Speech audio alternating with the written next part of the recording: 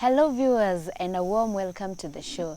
Today we are going to have a conversation on LGBTQ, something that has brought about a lot of mixed feelings.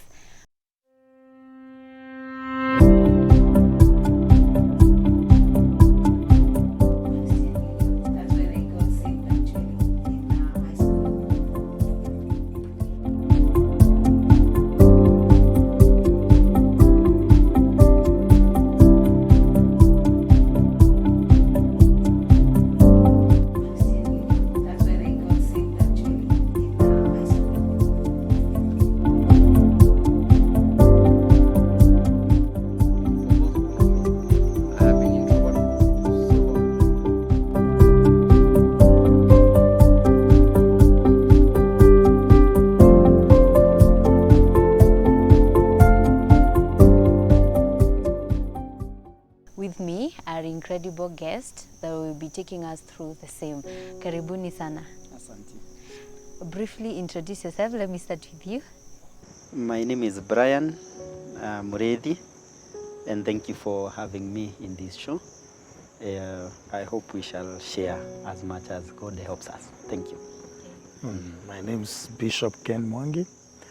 I minister with the Full Gospel Churches of Kenya, and I am in charge of Tharaka County, and I'm grateful for the show. Okay, thank you for being here. So let's get to it. LGBTQ. It is something that has been around. Si kitu imeanza jana ama leo. It has been around. But why the sudden uproar?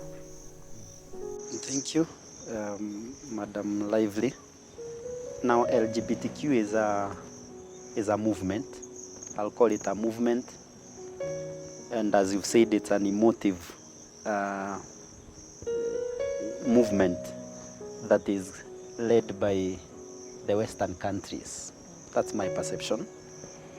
It describes people's sexual orientation and gender identity.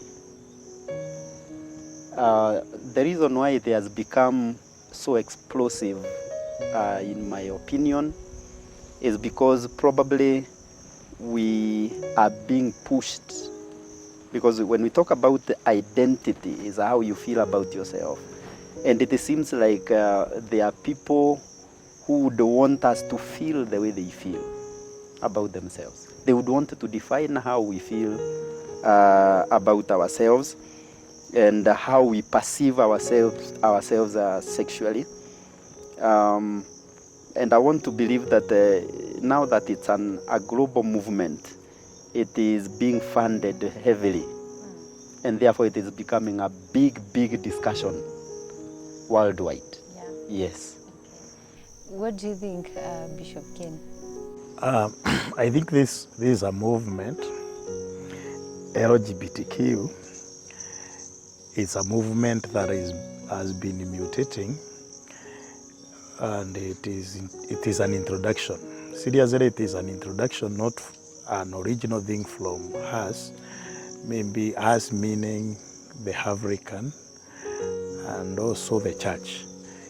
It is an introduction. It is not something that has been in Africa, but it is coming from the Western, as Brian is saying. And seriously, why the uproar is because it is touching on the culture. It is touching on the norms. It is touching on the marriage. So when something touches on these moral issues, the moral issues of maybe a person, then there must be an uproar. And especially when it crosses the lines. Because LGBTQ is crossing a lot of lines that are natural, from the natural way of maybe expressing yourself, the natural way that is God given, because God has an infrastructure of marriage. So when God has an infrastructure of marriage and something touches on it and crosses the boundaries, that is also biblical. You cross it, then everybody feels it. Okay, so it is biblically a sin and culturally an abomination. True to the fact, it is, to me, It's not only sin, it's a taboo. It is seen in the religious perspective, and it is a taboo in our African culture. It is. Seriously, it isn't right, because the Bible doesn't talk about it as a right thing. And it is supported by the Word of God. All right. So there's this common phrase that says that I was born a gay or I was born a lesbian. Is it true, Mr. Brian? It can never be true, because gender in its definition, Madam Lively, is acquired, is a socialization. Gender is how we perceive ourselves, either to be male or to be female. Sexual orientation is also acquired. And if it is acquired, it means we learn. We learn from role models. We learn from our schools. We learn from those that we consider to be our mentors, and even the community. For that reason, one cannot be born with the gender. What we acquire when during birth is our sex, either being male or being female.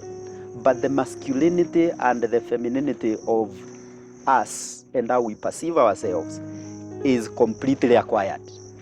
Therefore, I don't agree with being born gay. What do you think, Bishop? Well, God created male and female. And that is one. That is Genesis 1:27. God created male and female. So there is no margin between there. And I believe, according to the language of homosexuality or the LGBTQ, is that they think they define sexual orientation differently. And it is important to note that, because they have the LGBTQ never started as that. It started as LGBT. And it has been increasing in other things. Those orientations are coming thereafter. And let me tell you, they will come. There are more orientations that will come, because like they have captured, maybe I don't know whether you have ever thought about the LGBTQ, I, and the other plus there. You know, what it means is simple, that the lesbians, the gay, the bisexual, the transgender, the queer, the intersex, the asexual are going to increase. You don't know what will come next. Maybe they may be becoming something we call maybe bestiality, and you don't know. You don't know what is coming, what they are going to add in the LGBTQ. So, according to me, this kind of a group that is forming itself maybe, and it's being introduced to us, is going to grow. And the West wants to colonize maybe us again in another way now. And you have to know that when God created human beings, a man was a man, a woman was a woman. He never created Tom and Ali. He created Adam and Eve. And why did God create them? He created them that they may carry his own image. And when they became one, that is now the image of God. And something else that makes me very feel that God had no intention of maybe making somebody feel like I am affiliated to a woman and I am a woman. I'm affiliated to a man and I'm a man. Is because when Adam was created, then Eve was created afterwards. And the Bible says when Adam woke up, he felt attracted to who? Eve. to heave. Yeah. He never was interested in any animal, not nobody else, but to heave. So if there is an orientation of maybe an attraction towards another person, it's very natural. Okay, this is an interesting conversation going on right here on Golden Ag TV. Do not change the channel. We'll be right back for more.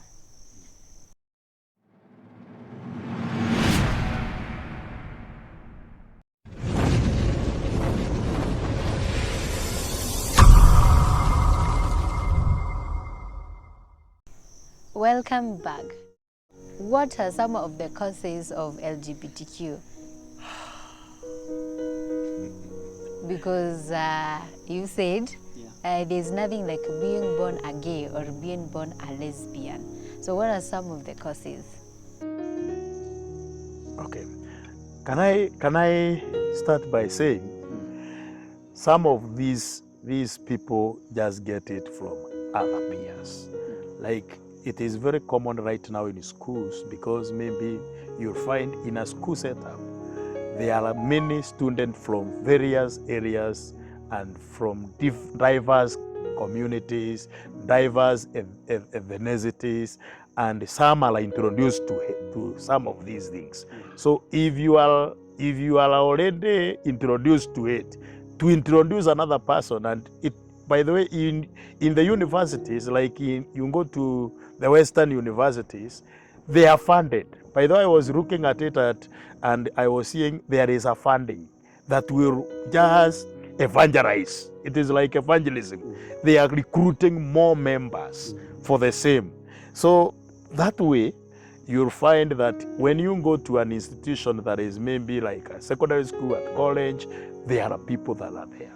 Then there is also an environment. When you are in an environment that is also conducive for the same, you can find a person. Like I remember one girl who came to me another day and told me, I found myself in a compromised position, whereby I was embroiled as a house girl in a house where the woman was a widow and she was affiliated to lesbianship. And she welcomed me one day to her bed and all that. And at the end of the day, I found myself in it. And it took me time to handle the girl. That is an environment whereby you are alone, a girl. You are alone, a woman. And you feel like you don't need maybe to do other things, other stuff. So you get yourself into it. It's not about being born in it. It's about some of these things. Bishop, you've said something about like in school being introduced, like the peer pressure and everything. I remember when we were in school, especially high school, kulikuanga na wale watu wenye wanasema you'd find some girls, they have a base. So unapata other people are like, we uko na base unaongenga kama mwanaume, you know. And there are other men who would walk like women. Yeah. And then they are like, huyu anatembeanga kama mwanamke, unaget, huyu anatembeanga kama msichana. Does that also contribute to, does it lead to someone wanting to be into this thing, LGBTQ?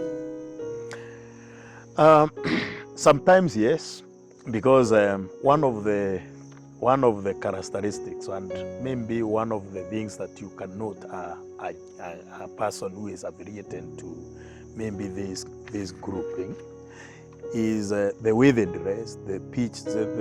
Brian brought it well. There are the transgender guys who just talk like men, wear like men, do hair dress like men, and all that. Those are some of those things that tell you this person may be affiliated, but not necessarily true. Not all of them, but it is one of the inclination that tells you this person could be that. And in this case, I remember a student, when I had a mission somewhere, a student who came, a missionary who came in a mission field, and all the way through, we thought he is a boy. Only that, only to realize after they have been in the bedroom or in the same room, sharing rooms, the whole of that week, that that lady was not a lady, a boy, was a lady. Only that she had many areas of her life showing that I am a boy. An hairdress, a trouser, no big teeth and all those things, until we were so confused. But it can also be an variation. Traumas, past traumas. Does that also lead to LGBTQ? Because generally LGBTQ, as we've said, is more sexual and gender oriented. Therefore, trauma is not a precursor to LGBTQ, because the traumas are of different nature and different magnitude. But of course, if somebody who is recruiting people in LGBTQ realizes a loophole in an individual who has passed through trauma, he may use it to lure him into LGBTQ. Because in trying to recruit, it means that the recruiter is looking for an opportunity to sell their agenda. And if this presents itself as a good avenue to sell their agenda, then they will use it. It's important for me to mention that nowadays what is being used in the highest intensity is money. Money, why? Because we have experienced some levels of poverty. It means there is a loophole in poverty. And when money is presented, then the young people are not able to say no. Yeah, because they need money. They need money. Once again, as you said, if it comes to trauma and the recruiter presents themselves as the solution to the trauma, then they have a very easy way of selling the trauma, the agenda of LGBTQ. So I would not say that the trauma is the cause. According to me, see, I will go back to childhood experiences. In the process of development of something that we call personal principles. Because what keeps us in our sexual orientation, in our families, in the way we perceive ourselves, is the principles we have developed. We may know very many scriptures, but if we have not personalized them and internalized them and caused them to become part of our personal principles, we are not able to say no. Take for instance an individual who is taken, the agenda is sold to them, and just because they walk like a lady, a man walks like a lady, they are told, you know, the way you walk, it's not like you are walking like a lady, you are actually a lady. So they buy the idea. It means they never internalized themselves when developing self-identity, so that they become very specific in who they are. And at that time, if they are able to be won into the LGBTQ, we will say that that group has won. It has actually won. And they are recruited, probably given an assignment to go and recruit others, and they are given a lot of money. That's the reality. They are given a lot of money. Of course, in schools, I think the group of LGBTQ has found an easy landing, because the young people may not even need a lot of money. 1,000 is enough for them to get into the group. And this area, our area, this county, Madam Lively, is actually leading. We are championing. It's good that we mentioned that. And the parents in this region need to be very careful in the way they bring up their children. We have a village that very many people have been recruited by senior people in the group, and some of them may not have been given a lot of money per se, but the their gender has been sold unto them and they feel part of it. We are losing a generation, Madam Lively. We are losing a generation. And this thing needs to be handled in the families, in the churches, in every gathering, head on. We take the bull by its horn. Yeah. Mr. Brian, the reason as to why I asked about the past traumas, there are these people who grew in some families whereby maybe the father was violent, Yes. you know, hitting the mom, akagrow na hiyo machungu na bitterness, and then she's like, if this is how men do it, then I don't need one. Yes. Yeah, can that be a cause? Ama it's just an excuse? I think it's an excuse, Madam Lively. It is an excuse because observing a violent father is not equivalent to teaching about gender. It is not equivalent. The environment is so big. You have an opportunity to observe others that are good and they become your role model. Madam Lively, we have people that have been brought up by fathers who are drunkards, and serious drunkards for that matter, and they hate drunkenness, so they don't drink. Bishop Ken, will I be wrong if I say it is an Antichrist spirit? You won't be wrong, and I won't talk much about the Antichrist bit because the Antichrist incorporates many other things. This is just part of it, and the Bible talks about it. The Bible talks about it in the book of Romans 1, verse 18 to 32. You can go and read 24 to 7 there. It talks about people who will just be radicalized, people that will just stop worshiping God and affiliate themselves in one-on-one, man-to-man sexual things and immoral things. It's also talked about it in the book of 1 Corinthians 6:9. It talks about the same. I don't want to go to that level of maybe saying it is an antichrist. It's already an antichrist, because anything that is against Christianity, it's anti-Christian. Yeah. So you have to know that. So these people, if you look at them, like look at the guy who just got killed just the other day. He was a pastor, seriously saying I am a pastor. Yeah. In school he was called a pastor. What kind of gospel was he preaching? What kind of gospel was that man trying to bring home? You see, that is very important for us to think.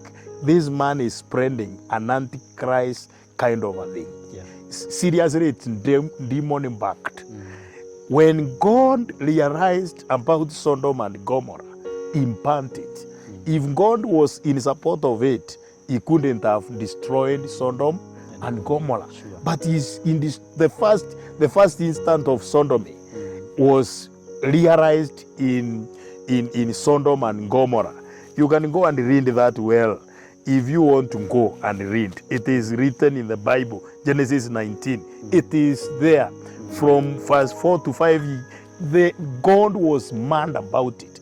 So if God is mad about it, who are we? We are not going to support something that is not supported biblically. Sure. Seriously, you know, it takes, do you know how much it takes to get a child and grow to make another one?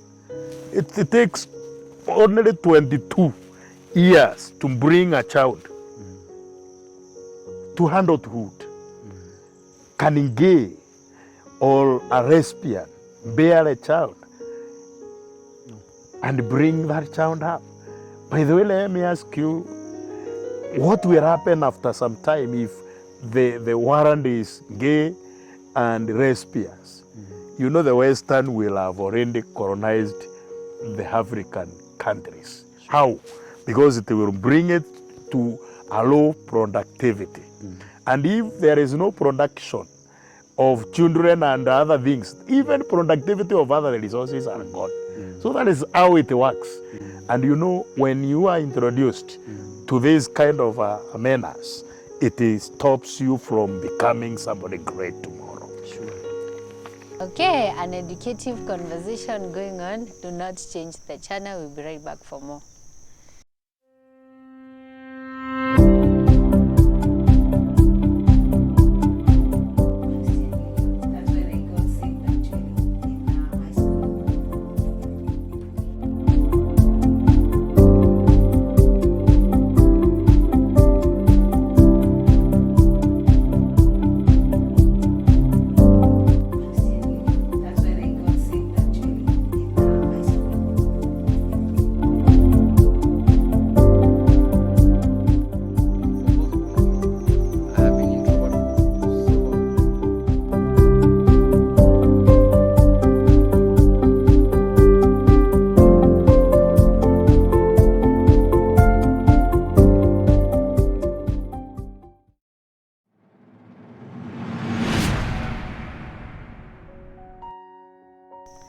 Welcome back.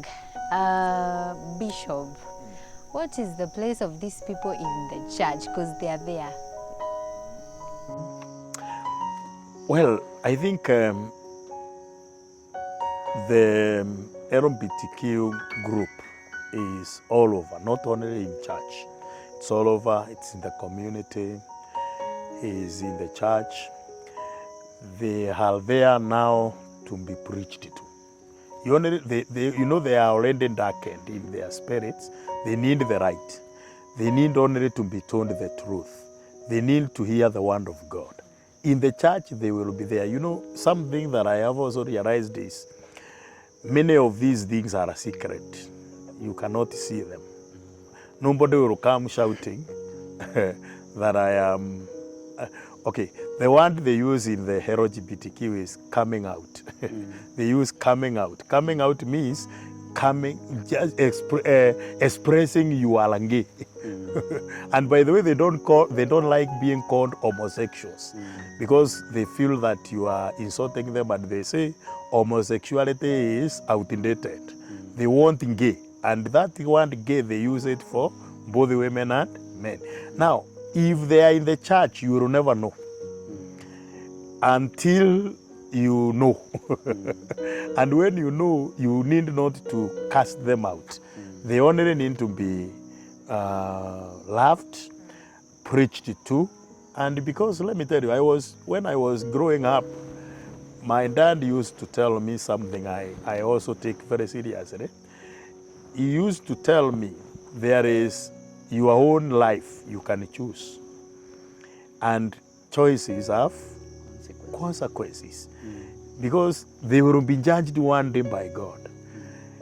Let us not celebrate them because they are sinners, or we talk about them, or we announce about them, but can we show them love and pray for them? Because I was also imagining as a parent today, what if my young girl comes and tells me I am a lesbian? Could I kill the child? I will only cry. I will only fast for 40 days. It is painful, because even those girls, even those boys that are already in these acts, they belong to a woman, they belong to a man. And there is a lot of pain. They belong to a church. Some even in our times, the pastors, children are the major culprits. They are fought, they are attacked, they will be introduced to these things. And I have also realized also another thing, Brian, is that when these people want to introduce somebody in it, they have to also introduce other vices like drugs. You'll find a girl who has been drugged, that when she does these dirty things, she doesn't feel it. She doesn't realize it. She only realizes the aftermath. So it's important to note, they need to be prayed for, and the church should stand and preach the sound gospel. Let me tell you, I have also realized, because of lack of sound gospel in our time, that sound gospel, whereby you call sin, you tell people the outright truth, then it has brought some of the environment that I was talking about. So that somebody can even do it and blame somebody else and say, there is no lesser sin. Our heranda is an andotara. So if he is an andotara, I am only doing it differently. So we need to pray for them and also be the role models. We role model them. We are the people they are looking unto. Let them just have a person they can copy after. If there is no copyright they can copy from, we are losing them. As we conclude, can we talk about the Supreme Court's verdict of allowing them to make their groups and even their own bodies? How do you feel about that, Mr. Brian? I'm not a legal man, I'm a teacher. If something is threatening our principles as a community and the sanity that we've been having, then personally I would think it is wrong. It is completely wrong. And I would want to hope that that judgment will one day be revised, so that if it's a group that is not synchronizing well with what we believe in as a community, then it should not be allowed. So it's here with us, it's happening in our societies, in our communities, in schools, in churches. Yeah. What do we do to curb this whole thing? Bishop Ken. Let us take ourselves the way we are, the way God created us, and it may not stop. Yeah. Seriously, it may not. What happens is it may not stop, but it will coexist with that and we will overcome it. Because it is true that the parenting has really failed in this generation. Parents are very busy looking for money. They have forgotten about the basics of life and bringing up children. We said that it's socialization, and the socialization, gender socialization, Madam Lively, is best done when a child is between 2 years and 10 years. By 10 years, the child should be knowing that I am a boy, and that is it. And I'm growing to become a man. True. Final. And I'll get married to a woman, and I'll bear my children, and I'll bring them up. Yes. If there is something wrong with that socialization, it has started from that 3 years. When we are assuming that our children are innocent, but they are forming constructs, they are forming mental pictures of who they will become at that time. You realize at 3 years, children make groupings. Boys would want to associate with boys. Na saa zile kaboy kanaonekana na tusichana, hata kanachekelewa. Oh, tulimuona na tusichana, anakaa na wasichana. At that time they are forming very important personal principles on gender that would help us to fight LGBTQ. If it is not there, if they are being socialized by cartoons, and it's important to mention that even the cartoons, those people have revised them. When we were young, I used to enjoy this cartoon, Tom and Jerry. And I watched a modern Tom and Jerry.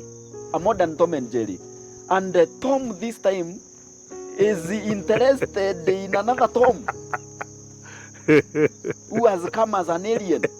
And now they become friends. It means they are bringing the same concept hata kwa cartoon. So what we are feeding children with, they will grow up with them. And I think those are some of the things that are destroying them. We said that it's about the personal principles. And those personal principles must begin at home. Parents, please stop being busy for your children. Be there with them. Observe how they are growing. Teach them principles that will keep them as individuals, and principles that will make them human enough in this community. Okay, thank you so much for showing up. This was an interesting and also a very educative conversation. You can help us by subscribing to our YouTube channel, Golden Active ARC. Like, drop a comment and hit the notification bell. Thank you.